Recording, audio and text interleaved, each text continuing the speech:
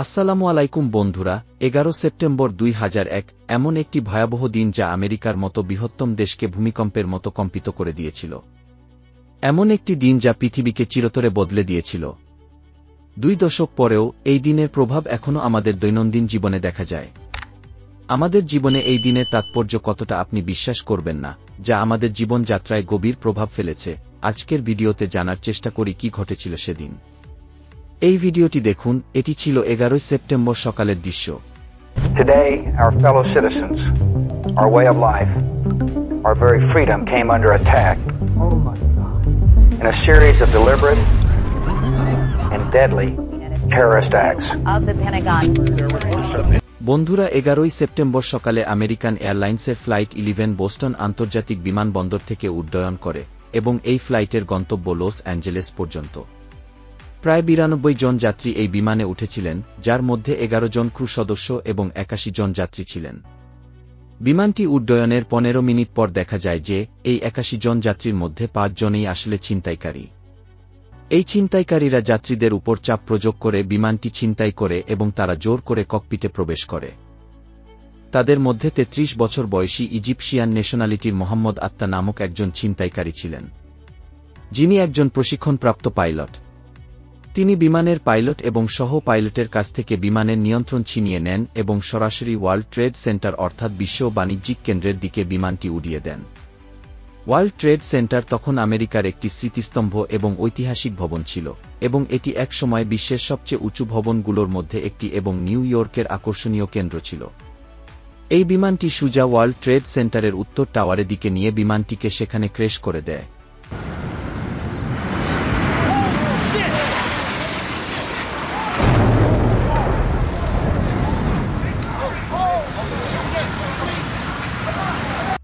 এই দুর্ঘটনাটি ঘটে সকাল 8:46। মার্কিন প্রেসিডেন্ট জর্জ বুশ সেই সময় ফ্লোরিডার একটি স্কুল পরিদর্শনে যাচ্ছিলেন।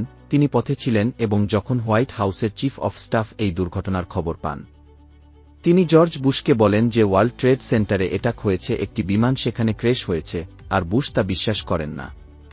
তিনি বলেন যে অবিশ্বাস্য, কেউ এটা করতে পারে না।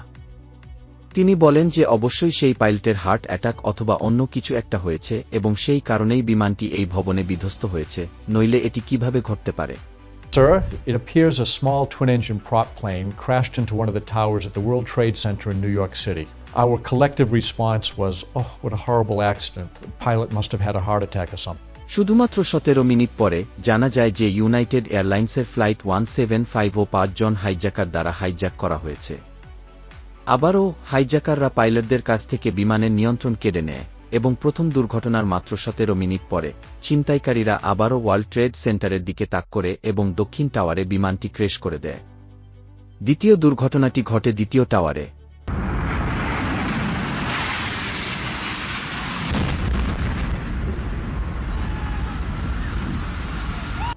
এই সময়ের মধ্যে মার্কিন রাষ্ট্রপতি জর্জ বুশ স্কুলে পৌঁছেছিলেন এবং দ্বিতীয় শ্রেণীর শিক্ষার্থীদের সাথে একটি শ্রেণীকক্ষে উপস্থিত ছিলেন এবং তিনি বাচ্চাদের সাথে একটি পাঠ অনুশীলন করছিলেন। এই সময়ে ওনার প্রধান কর্মী অ্যান্ড্রু কার্ড শ্রেণীকক্ষে প্রবেশ করেন এবং ধীরে ধীরে তার কানের মধ্যে বলেন, sir, America is under attack, America আক্রমণের মুখে। কিন্তু জর্জ বুশ সেই শ্রেণীকক্ষে বসেই রইলেন, তিনি তার পাঠ অনুশীলন চালিয়ে যান। পরবর্তী 7 মিনিট ধরে অনুশীলন চলতে থাকে। তিনি বাচ্চাদের সাথে কথা বলেন, বাচ্চাদের এবং শিক্ষকদের সাথে ছবি তোলেন। এই 7 মিনিট খুবই গুরুত্বপূর্ণ কারণ এই 7 মিনিটে সারা বিশ্ব জেনে গেছে যে ওয়ার্ল্ড ট্রেড সেন্টারে 2টি বিমান ক্র্যাশ হয়েছে।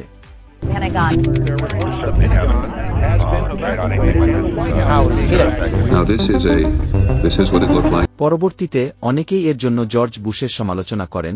তিনি কেন তাৎক্ষণিকভাবে পদক্ষেপ নেননি, যেহেতু জানা গেছে যে 2টি বিমান ছিনতাই করা হয়েছে, আমেরিকার উপর আক্রমণ হয়েছে, দুর্ঘটনা ঘটেছে। দ্বিতীয় বিমান দুর্ঘটনার কয়েক মিনিট পরে জানা গেল যে আরও 2টি বিমান ছিনতাই করা হয়েছে।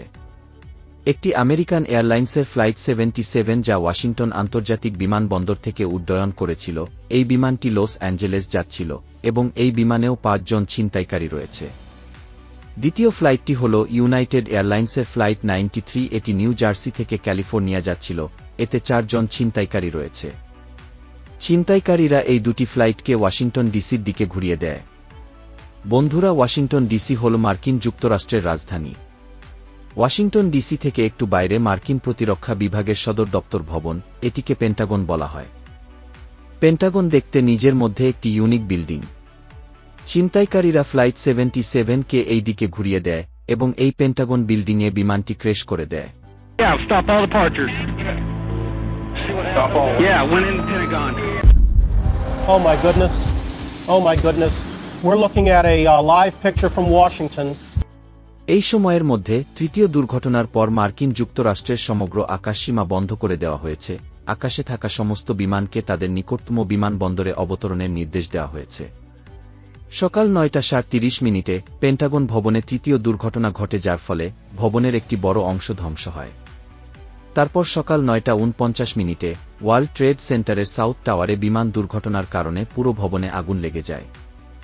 আগুন এবং দুর্ঘটনার কারণে ভবনের কাঠামো দুর্বল হয়ে যায় এবং এই সময়ের মধ্যে পুরো ভবনটি ধসে পড়ে যায়, পুরো সাউথ টাওয়ারটি ধসে পড়ে যায়।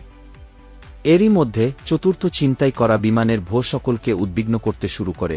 ইউনাইটেড এয়ারলাইন্সের ফ্লাইট 93 ছিনতাই করা চতুর্থ বিমান। সবাই ভয় পাচ্ছিল যে ছিনতাইকারীরা এই বিমানটি কোথায় বিধ্বস্ত করবে। সন্দেহ করা হয় যে বিমানটি হোয়াইট হাউস অথবা মার্কিন ক্যাপিটল হলে বিধ্বস্ত হবে। বন্ধুরা, হোয়াইট হাউস মার্কিন যুক্তরাষ্ট্রের একটি অত্যন্ত গুরুত্বপূর্ণ স্থান, কারণ এটি মার্কিন রাষ্ট্রপতির বাসভবন। মার্কিন রাষ্ট্রপতি সেখানে থাকেন এবং মার্কিন যুক্তরাষ্ট্রের ক্যাপিটল হোল ভবনটিও মার্কিন ফেডারেল সরকারের আইনসভার আসন। বন্ধুরা, ক্যাপিটল হোল ধরে নিতে পারেন বাংলাদেশ সংসদ ভবনের সমতুল্য। তাই সন্দেহ করা হয়েছিল যে চতুর্থ বিমানের লক্ষ্যবস্তু হোয়াইট হাউস অথবা ক্যাপিটল হোল ভবন হবে। অন্যদিকে এই বিমানে ভেতরে উপস্থিত যাত্রীরা কেউ কেউ তাদের ফোন চালু করেছিলেন।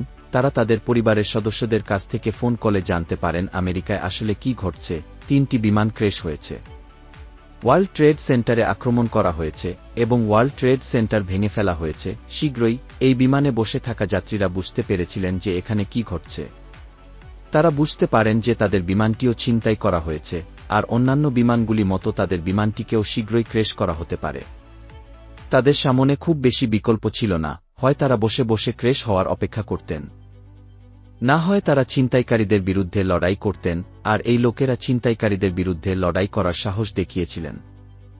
ইউনাইটেড এয়ারলাইন্স ফ্লাইট 93 এর লোকেরা ছিনতাইকারীদের বিরুদ্ধে পাল্টা লড়াই শুরু করেন। বিমানটির ভিতরে ধোঁয়ায় ভরে গিয়েছিল। পরবর্তী গল্পটি ঠিক কি ঘটেছিল তা স্পষ্ট নয়। সেই সময় বিমানের অডিও রেকর্ডিং রয়েছে, আপনি আজও তাদের কথা শুনতে পারেন। কিন্তু আমরা ঠিক জানি না যে যারা পাল্টা লড়াই করছিল তারা ককপিটে পৌঁছাতে পেরেছিল কিনা, তারা ছিনতাইকারীদের পরাস্ত করতে পেরেছিল কিনা।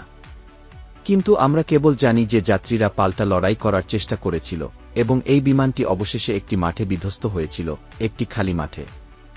একটি জিনিস নিশ্চিত যে যাত্রীদের সাহসিকতায় অনেক মানুষের জীবন বাঁচিয়েছে। তারপর সকাল 10:28 ওয়ার্ল্ড ট্রেড সেন্টারের উত্তর টাওয়ারটিও ভেঙে পড়ে যায়। এই ভয়াবহ সকাল যখন আমেরিকার জন্য বিকেলে পরিণত হয়, তখন জানা যায় যে এই ঘটনাগুলিতে মোট 3000 জনেরও বেশি মানুষ নিহত হয়েছে এবং 6000 জনেরও বেশি মানুষ আহত হয়েছেন। কিছু পেন্টাগনের বিল্ডিংয়ে, কিছু বিশ্ব বাণিজ্য কেন্দ্রে এবং কিছু বিমানের ভিতরে নিহত হয়েছেন। এই হামলার পিছনে একজন সন্দেহভাজন ব্যক্তি আছেন, যেমন ওসামা বিন লাদেন এবং সন্ত্রাসী গোষ্ঠী আল কায়েদা দায়ী। কিন্তু 9/11 হামলার মাত্র কয়েকদিন পরে ওসামা বিন লাদেন বলেছেন যে তিনি এর জন্য দায়ী নন, তিনি তার দায় অস্বীকার করেন।